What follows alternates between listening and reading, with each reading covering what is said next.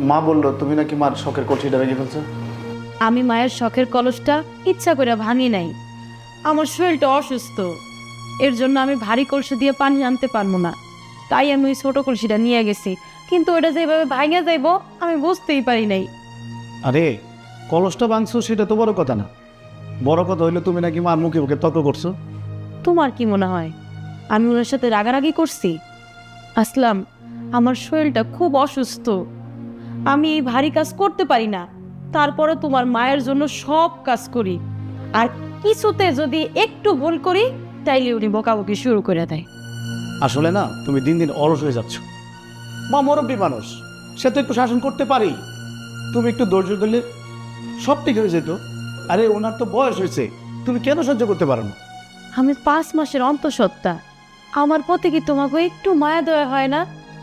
একটু বিবেকে বাধা দেয় না যে আমি সারা দিন ঘরের এত কাজ কাম করি? আর তোমার মায় তোমার কাছে ছোট্ট একটা কথা কইছে, তুমি সেই কথাটাই না আমার কাছে কইতাছো যে আমি অন্যায় করছি। আরে মা তো আগে অনেক কাজ করতো, কই ওনার তো কোনো সমস্যা হয় নাই। আর তুমি তুমি না আসলে একটু বেশি ডং করো।